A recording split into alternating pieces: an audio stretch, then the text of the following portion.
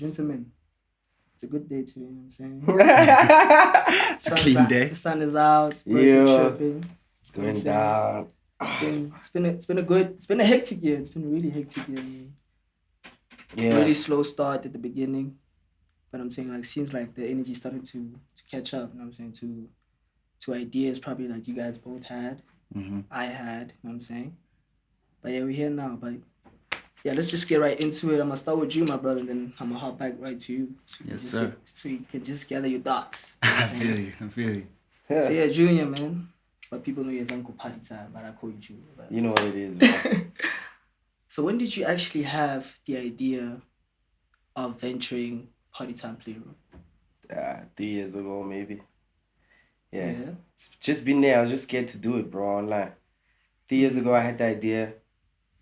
3 years ago, with Ricky would trying to do that cotton fest thing or whatever.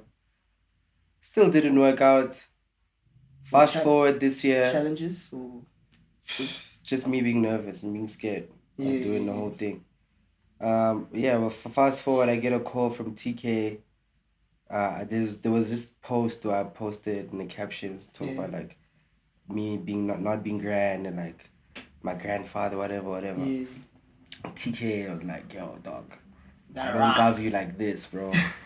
What's the next move? We need to move right now. I'm like, what do you mean? It's like, nah, we need to come up with something and move right now. I'm like, all right, sharp, let me do that party time play. I'm just like, all right, whatever you need, call me. Sat down, we spoke. While we were planning the shit, me and Ben had a conversation somehow. After Ben had his own thing at Exa, that thing with Exa. Yeah. I'm gonna get right into that later. And then I was like, we were speaking. I'm like, do you want to collaborate? It's like, I was like, all right, yeah. Then we just moved. Shout out to TK, man. Shout out to TK for real. For real. TK goes hard. Yep. It's too late. I mean, Party Time Playroom has a like really nice ring to it, like Party Time Playroom. It's like alliteration. Like, how did you come up with the name? Why Party Time Playroom? Like, why the name Party Time Playroom? I don't want to say too much right now, but I'm basically gonna build products within that whole brand. It's just gonna expand into different products. Party Time Playroom is not just a group. People mustn't get it twisted. It's an experience. And not just an event as well. Exactly, yeah. So that's lit. So when you started Party Time Playroom, hence you said it's not just like an event, but an experience overall. Did you have like a specific consumer in mind when you're like, hey, cool, let me just venture Party Time Playroom? To be honest, nah. I just felt like whoever's gonna rock with this thing will rock with it. I don't want to think about, these guys must come. Nah. Whoever's rocking, we're rocking, dog. No one's special at Playroom. So anybody's welcome. Everybody's welcome, bro. Yeah, that's beautiful. Okay, cool. So taking it back to the music, because overall you are a DJ. You know what I'm saying? DJ, businessman, produce on the side. Yeah. To those that know. Yeah. How would you break down your creative process when you compile your DJ sets? Every DJ set is a feeling. So I like that. Yeah. Recently I've been going a spiritual way with my sets. Spiritual way? Yeah, spiritual way. I mean, you saw the feel good session set, like holiday club set where I play the gospel joints and whatever. It's just basically I've always had this thing where I wanna kind of tell a story through my sets, you know what I'm saying? Like, and now I've been going through some spiritual shit that I'm dealing with. I mean, you got a Sunday service t-shirt on right now. I mean, I'm just a fan. And at the same time, it's like there's certain songs that help me heal, bro. Yeah. And I've tried to add those songs onto my sets and give everyone else, whoever's watching me, that same feeling. And it's been going pretty well online. Definitely, I agree. I mean, I've seen the reception. I've been at one of your gigs, and I've seen how the crowd responds to your set. It gets wild. I mean, at the last roast you had... No, not at the last roast, the Feel Good series. You're playing that church song, like, and everybody's just in the field. I'm like, God, this nigga's bringing church to growth. Yeah, I was playing a gospel song and it was going crazy. You think, like, it's actually would go the other way. Like, dog, why are you playing gospel? Like, but, like, people actually, like, rock it. So that's actually real beautiful. Like, shout out to you for that. And last weekend, man, it was really dope. It was fire. The kids pulled out. You guys rocked. There were mosh pits. I don't know about nosebleeds, but probably there was a nosebleed that we don't know about. Probably. Surely. But what was the core of you hosting the Party Time Playroom, collaborating with Ben? Like, and also I'd also like for you to shine a light on some of like the challenges, because it was your debut event, it was your first ever event. Yeah. So I'd like you to also just shine a light on the challenges you faced putting that event together. Well, to be honest, there was not a lot of challenges until towards the end, towards the actual event. The last 3 days. Literally last 3 days. But the reason that that I picked to have my event at DJ Speedster Skate Hub is because, for one, like, it would be so nice if we could get together as the music industry, especially like hip hop, as like black businessmen. You know what I'm saying? Like, that skate park is black owned. It'd be really dope if we came together and we did some cool shit together. Not sure about that, but yeah, it would be cool. It would be cool if we got together and we worked on some stuff just to empower and build each other. Because everyone was going through shit like this lockdown, the COVID thing. Definitely. No one is grand, bro. Niggas can lie and like try and flex or whatever. Mentally. But no one's grand. For everyone. There's a lot. We actually have to get together and try build each other, Definitely. Take each other to the top again. But I guess with that, the homie probably didn't get it because he gave us hassles, bro. Who, the homie? I mean, the owner of Skate Hub. Oh, okay. He gave us hassles. He made it so difficult for us to work. Almost sabotaged my relationship with the brands that were involved. Both brands. It was really, he gave us a hassle. He gave us a very hard time with doing this shit. Like, and it hurt because this nigga is the same nigga that keeps ranting about being for the kids and the culture. But with that shit, he was just being a dickhead and like, he wasn't really trying to make things work, Everything was about him. Everything was about him the whole time. And we had to humble ourselves. Sorry to cut you short, but like when you say he's trying to make it about him, like in what sense? In terms of okay, for one, for example, he he was like he wants to run the bar. The bar, like, the bar for the event. Okay. Like, okay, that's cool. That's cool. I think maybe... And we agreed to that. That was the discussion. That's what is happening. Till 3 days before the event, there's no liquor license. Yeah, well, basically, he had partners. I won't mention names, but he had partners that he was meant to run the bar with. Yeah. And they were going to do a 45-45 and we had 10%, which is bullshit for the event that we're running. True, but, I mean, this event was never about money also, like... It's for the culture the whole time. So we were cool with that 10%. Like, I had shop. Bro, literally like a week before the event, homie comes back, says him and his partners couldn't get a liquor license. He suggests we do a B.O.B. I'm like, my man, bro, like B.O.B.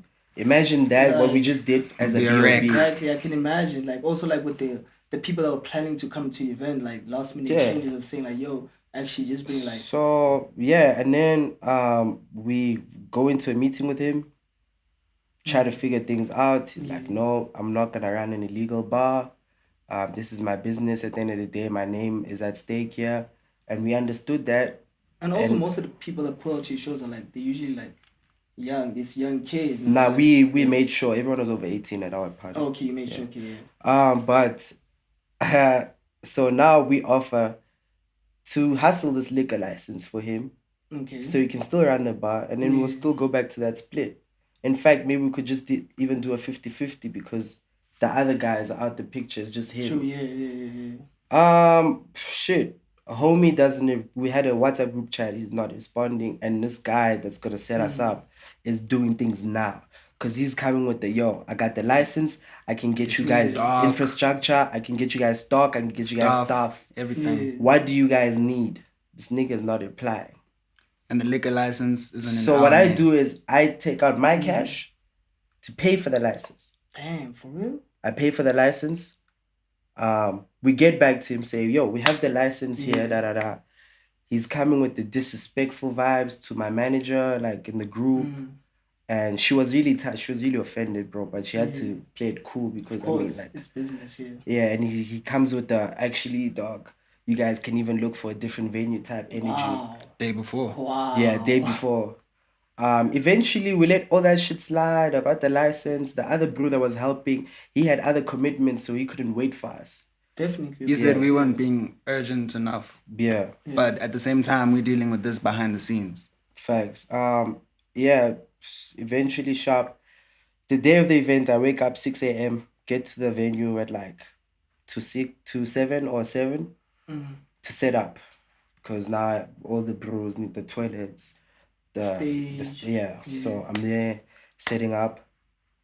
I asked the other homie that's working at Skate Hub. Shout out to Josh. He really helped us. Shout out Josh. Bro, literally a Jaguar pulls up. I'm like, oh shit, Jaguar. Josh, there's a brew here. Turns out that's the stock for the whole event. These guys stocked alcohol that fits into a Jaguar in the boot and back seat. Imagine that. Bro. Is that enough for... I don't think... That's not enough, bro. You've been to my birthday, guys. Right. That was enough alcohol for the birthday bride. Maybe. Do you know what I'm saying? Not an event. So now, dog, I'm asking you, I'm like, yo, what's this, bro? It's like, nah, this is the bar. Like, this is the bar. That you set up? To make it worse, they wanted to get tables and sell booze from a table at the event. I'm like, there's no fucking way that shit is gonna coming out a table and of course, that doesn't align with your vision that you have. Exactly, dog. What do these guys think we're doing there? Like, you know, like it's disrespect at the end of the day, bro. Because you don't believe that we're actually doing something serious here for the kids. You think like, I don't know what you think, but like it's weird, you know. Then I end up I had infrastructure from Red Bull. Luckily for Red Bull, shout out Red Bull for coming through that. But even that is not enough. It's not big enough to host all those people that were there. And that bar was literally supposed to be behind the stage so I can cater for all the artists that were there. But that couldn't happen anymore. And this bar holds 2 bartenders. Yeah. There's two bartenders for the entire event. He brought two females, came there. They worked hard, but I mean, it was bad. I don't know what miracle he was hoping for with 2 bartenders for an event. And then he didn't stock Red Bull. He stocked the wrong gin. He just made life so whack because like the brand manager, the ambassador, they like, yo, what's this? Going on here? Yeah. Like, today is the event. We're catching all the fire. And you need to understand, this is all happening at like 1:30. We actually ran late because of all that shit. The event was supposed to start at 1 p.m. until midnight. 1:30, we're still setting up. We're still trying to figure this shit out. There's no Red Bulls in the Red Bull fridges. Now I have to give him the Red Bulls that I was supposed to give to my artists, bro. There's no Beefeater stocked for the riders. There's no Beefeater stocked, so we had to give Beefeater. That was meant to be for the riders. I mean, I was at the event and I tried to get the Beefeater, but it worked like with a tag ticket system. No, that was for the complimentary for the new Red Bull flavor. Oh, because I tried to get it. Yeah, you see the confusion, even the way the shit was set up. But I mean, like, yo, I'm not talking down on this nigga. I just feel like he was mad disrespectful. He didn't get our vision, and we're gonna keep pushing with or without him. You know what I'm saying? But like,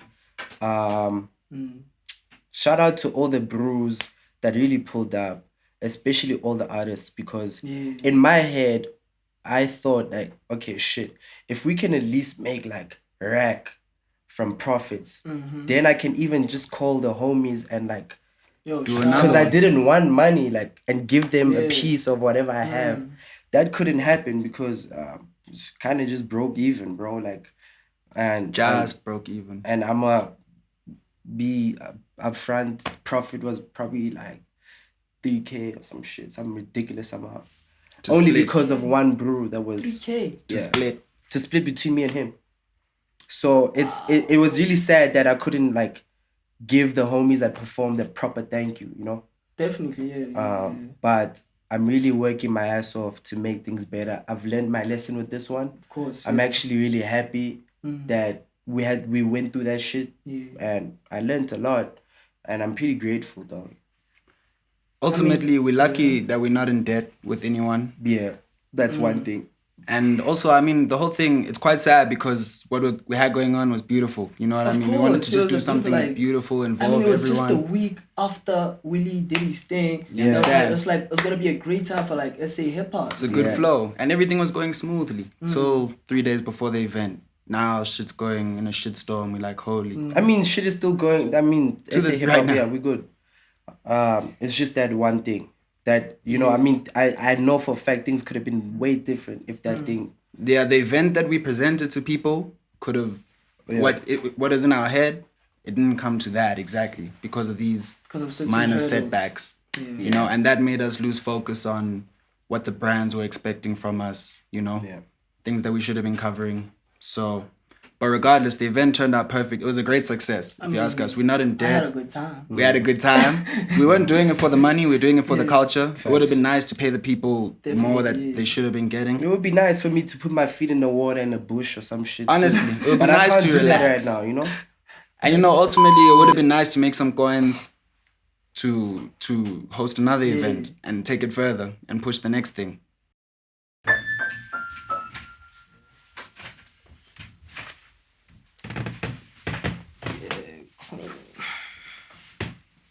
Told you that nigga was an op, guys. Told you that nigga was an op. Told y'all niggas, man. Right. Okay, cool. Yeah, overall, great event. Challenges were faced. Yeah. You guys overcame the hurdles, you know what I'm saying? Could have been better, you know what I'm saying? But there's no reason of crying over spilled milk, you know what I'm saying? Yeah, like, facts. At the end of the day, we gotta move forward, you know what I'm saying?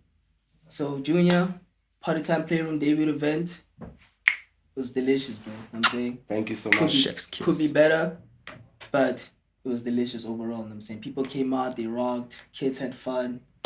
That's what matters, you know what I'm saying? Like, inspiring a kid, I was like, yo, dog, it's thinking about hosting an event, but doesn't have the courage. Like, yo, dog, maybe people might not pull up. Because I was even having this conversation with my colleague the other day. I was like, dog, I'm actually happy to see more and more artists taking control because, you know, brands and corporates, every time you go to an event, either it's like a capsule, sportsy, Castlelight, or, you know what I'm saying, like a big brand hosting and like we at those events. Like, I'm happy to see more and more young people taking the control back and hosting their own shit. You know what I'm saying? Thanks.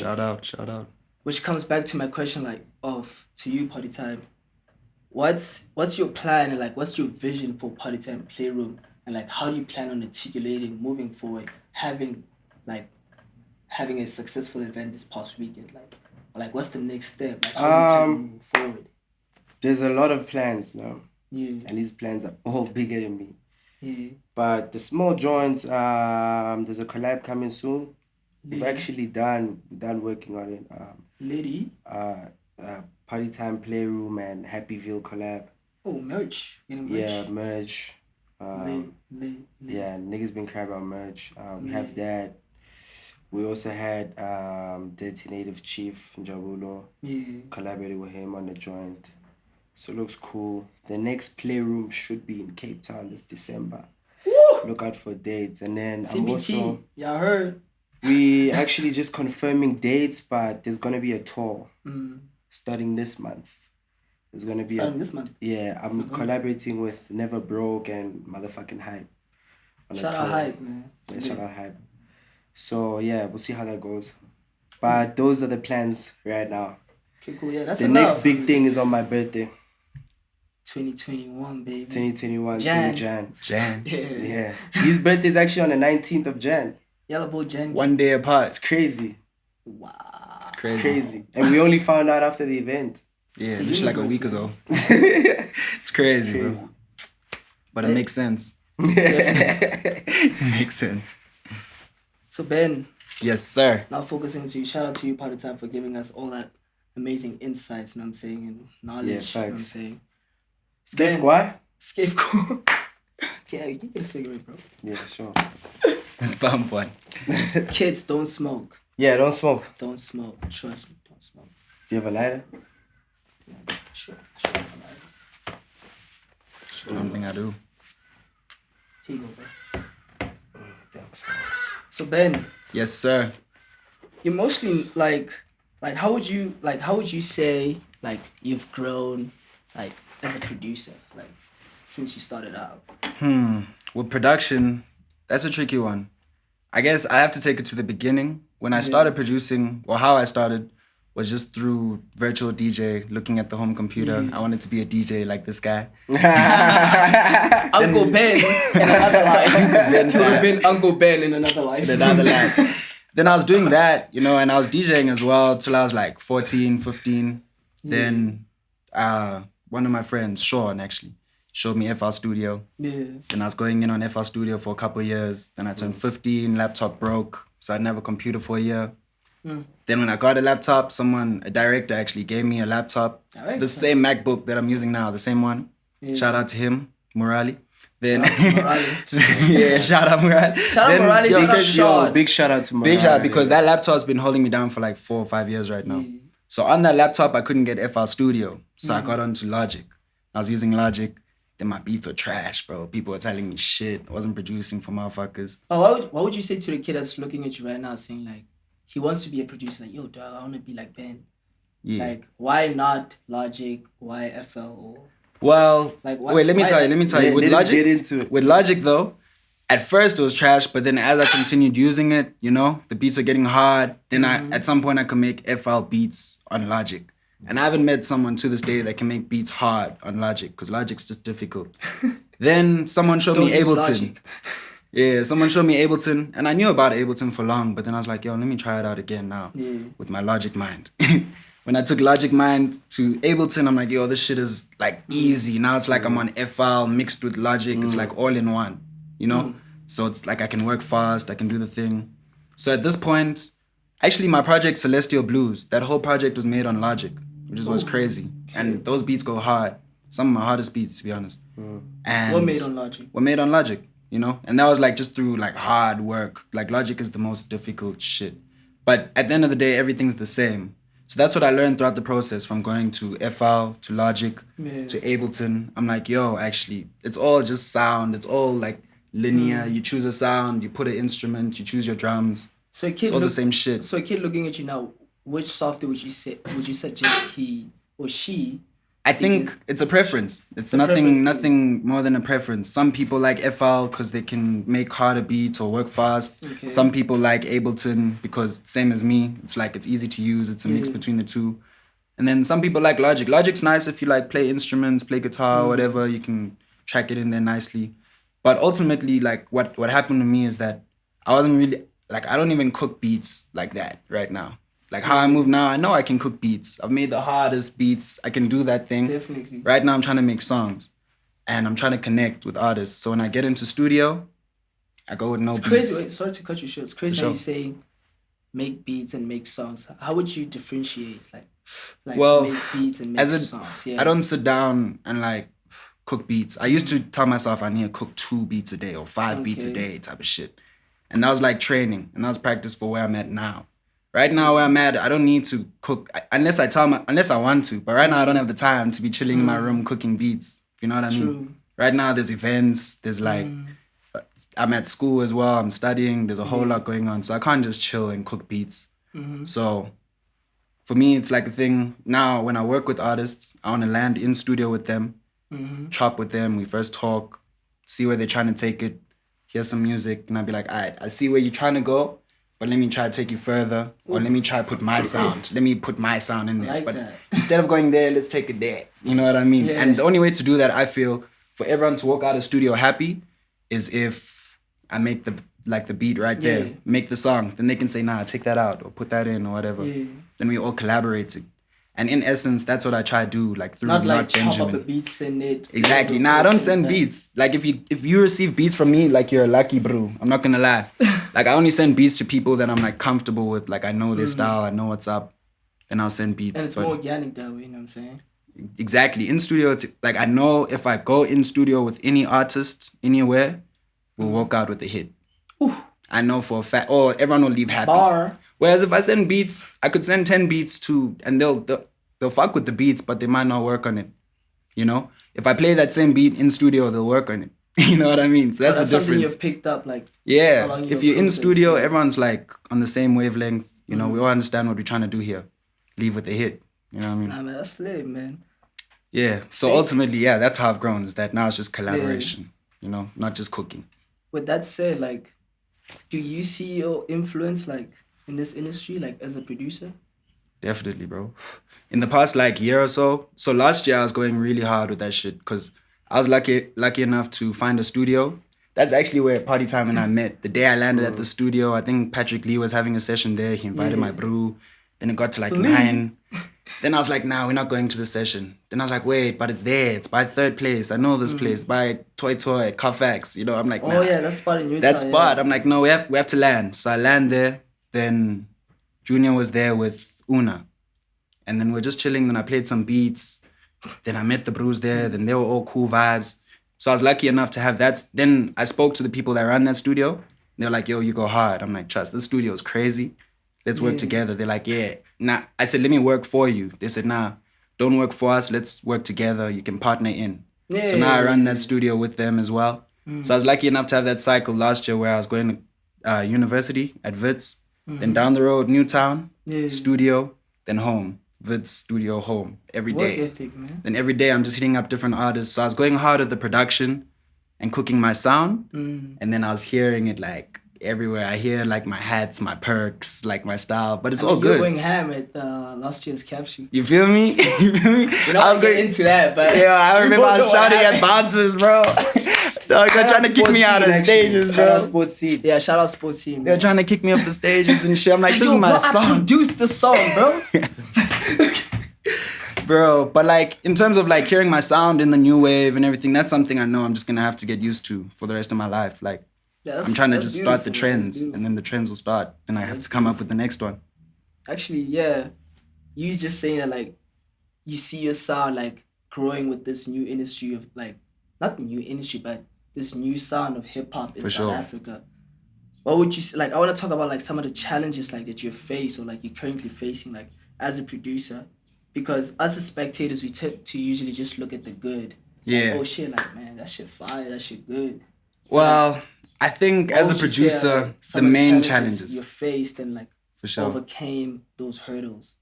I think the main challenge as a producer is coins. The whole time it's coins. You know, it's hard to actually receive coins from artists because being a producer. Let's say an artist, like, you don't want to first say, yo, you have to pay me, you know? And then you make the song, then afterwards you discuss it, maybe, let's see how it goes. But a lot of time rappers don't have the coins in place, and that's okay. Because how I look at it is, I'm like, I'm going to build with these artists. So, like, most of my production was for free. Have you ever thought about, like, royalties? Like, okay, cool. So there, yeah, royalties. Now, but then, like... but Samro, whatever. I mean, it's, when will the royalties come, bro? Samro, get your shit together. I haven't touched royalties, dog, and I've produced so many records and lots of shit's registered and shit. Like, maybe that'll come, you know, in the future. But right now, I understand that everyone's growing. You know, I'm not going to fight with the artist. So it's more delay on Samro, not the artist. It's not the artist. It's really no one's fault, actually. It's the structure. There's no infrastructure for artists in South Africa to make money. You know what I mean? So I understand that most artists aren't racked. So I'm not going to fight about a 1K, 2K for beats or whatever. Like, rather, let's make the beat. Let's make the song grow, get big, you know? Because if I'm working with you, it's not because I want your racks. It's not because you got clout or anything. It's because I believe in you. You know what I mean? I believe you're going to take this shit the whole way. I feel like most people, that's the problem. Like, most people, like, they think too short term. You know for sure. Like, they think about now. They don't think about like 4 or 5 years. Exactly. And those producers that are thinking short term, like, yo, this bro is not paying this or whatever. It'll kill the relationship quickly, bro. There was a quote that I saw the other day. It's like, never count anybody out, cause you'll never know where that person will be. Exactly. You can never really count anybody out. Like. Yeah. So, but in terms of the challenges, it's coins. But then at the same time, bro, like that's why I'm doing shit like this. I'm hosting events. I'm trying to move into different spaces because. Through working for free and working with a bunch of artists, I've managed to build relationships. And that's more, for me, it's more, the relationship's more important than the song, even. More important than the coins, but also more important than the song. When I meet an artist for the first time in studio, I'm not going, yo, let's cook. Yo, bro, let's go in the studio. Nah, we chill. Let's smoke. Let's chop. What's happening? We talk, build a relationship. Yeah. And that's like, now I can hit up any artist and be like, yo, let's go to stew or do you want to hop on stage? And that's actually how the event started. Actually, getting into the events, like, I wanted to actually ask you, like, when did the transition hit you? Because you're a producer and like, and you're style of production is picked up. And I'm saying like more, sure. I'm starting to hear more on your sound around. When did the transition hit you? Like, yo, actually, I can host like events. Yo, it happened so organically, bro. So, how do I explain it? I guess, so that studio I told you about in Newtown, during lockdown, we weren't getting clients and stuff, so we had to move the studio space from upstairs to downstairs. Like, luckily, the person owning the place didn't kick us out. He said he's into sound and everything. We can move it into the club there. So that now our studio is inside a club. It's the third place. So in the third place, bro, it's crazy. It's actually so dope. Like, you're in the club, you can walk over there, and now you're in the studio, literally. Can't really do both at the same time, but it's just like a dope aesthetic for everything. But yeah, the brewer running the third place is like, yeah, I enjoy sound, can keep the setup here.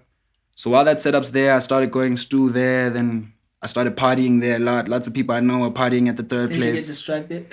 Nah, well, I mean, I told you, I don't even make beats like that. I'm chilling right now. I actually don't need to prove myself, bro. Right now, everything I do is because I enjoy doing it. If I feel like making music, I'll make music. If I feel like hosting events, I'll host an event. So luckily, at this period in time, we're all partying at the third place. Then my bros from the studio were like, yo, we host events every Thursday. And I've known for like a year, called Exile. And they said, yo, we want to do an event with you. And I was like, all right, let's go. So literally... How would you break? Because rumor has it on this, like, you organized that event in 3 days. In 3 days, bro. 3 fucking days. Well, I organized it in 4 days, but I only promoted it in 2, actually. So it's actually 4 days. Yeah, so it was like the Monday. On the Monday, I was like, actually, because they spoke to me on Saturday. Then on the Monday, I called them like, yo, actually, let's do it. You know, I'm calling a graphic designer. I'm going to hit up all the artists. What are you sorting out your side? Then we just discussed all the details. And I was like, yo, let's do it. Then 2 days later, graphic designer came through with the poster. I asked all the artists. I posted that shit. Now more artists are asking, yo, can we pull up? I'm like, yeah. I said, graphic designer, make another flyer. Made another one, put more artists on. Organic. It was like so organic, bro. So relaxed. And then literally the next day is the event. I landed the event. I had no stress in my mind. Then it got to like 5 o'clock. I'm like, yo, it's empty vibes. What's going on? Got to 6, 7, 8, filled up. I'm like, whoa. You know people like being fashionably late. Fashionably late. Facts. Understandably so. Late.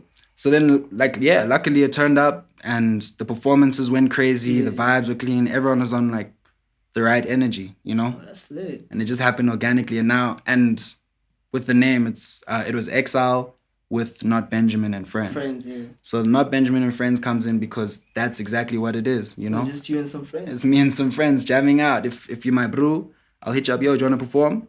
You can say no, because, I don't have coins right now. I'm chilling, yo. These rappers haven't even paid me, if you know what I mean. So, and it's all good, shots fired. And it's not shots fired, because I understand that they're building. Yeah. So they must understand that I'm building. And if they believe in what I'm building, they'll happily perform. It won't be an issue. It won't even be a thing of, I have your... So what happens when the artist starts pulling cards? When the artist starts pulling cards? Like when they ask me to pay them and shit. Like, I'm just like, yo, it's called Not Benjamin and Friends. Either you're a part of it or you're not. And if you're not, I'm not taking it personally. We're still all good, you know. If I understand. But either you're a part of it or you're not. I'm not asking you even. I didn't really have to ask people. Most people actually asked to be on the lineup for me. You know, I just put in my story, yo, DJs, do you want to DJ on Thursday? Let me know. Yeah. Gang DJs hit me up. Oh yeah, I'm doing performances too. Some people hit me up. And I was relaxed. That's fine. And yeah, it's for the culture. Bro, off that first gig, I barely made any racks. I think there were mistakes or whatever. It's not about the racks. It's really not. So it's really just about building the culture, you know, having Not Benjamin and Friends, like just show what's actually going on in the streets. So with that being said, like having successfully co-hosting 2 events, will there be more Not Benjamins and Friends? And Friends, for sure. Yeah, for Best believe that. Best believe that. I actually have some stuff planned. I think next you can expect Cape Town as well. Cape Town as well. Yeah, Cape Town as well. Cape Town. Yeah, doing Cape Town. We're all doing Cape Town. It's not even gonna be the same event. We're just gonna keep the vibes going. We're all moving on our own. First, man. Yes, sir. Cape Town. Cape Town's next. Cape Town's gonna be crazy. Cape Town December. You know, everyone from Joburg will be there. All the performances. Yo, it's going down. So you can put a crazy lineup. Yes, sir. Let us jam back. Yes, sir. You understand? Taking it to the top. Well, that's it for me, guys. Is there anything you guys like to say to the people? Is there anything like to promote, share? I just want to share some love. Fuck all the bullshit. Fuck all the bullshit. What a capital F? Capital F. Capital everything. Fuck all the bullshit. But, oh shit, I want to promote this shirt. Fuck it. Oh yeah. You got a t-shirt. Yeah, you guys just hit me up in the DM. Yeah. Do you know Ben? Do you know Ben? But I don't. I'm not Benjamin. I don't cover this one. But nah, shout out to you guys, man. Shout out for pulling through. Yo, I need to go to my gig. Shout out for having this conversation. Thank you for having us, bro. Thank you so much for having us, bro. It's special, bro. Y'all are special, man. Say, y'all doing some dope shit, meaningful shit, man. Yeah, we trying. Yeah. But that's what we can do at the end of the day. Try. Nobody can knock you for not trying. Like, Facts. You know what I'm saying? Like, it's like, imagine knocking for somebody for trying. Like, actually try. Yeah. And you know what I realized, bro? Like, everything that we do and we'll try to do, everything that we do comes out clean. So we just need to do more, you know? Definitely. Just need to keep doing things and then just be more and more clean. Me, as just a fan of, like, what's just going on. Like, I'm enjoying, like, I'm just happy to see the progress of, like, you guys just keep pushing it forward. Because I won't lie, like, it was getting kind of boring. Yeah. Like, it's been... Yeah, it's been quiet. Lockdown. Quiet. Dog, it's been quiet. But yeah, nah, shout out to you guys for doing your thing.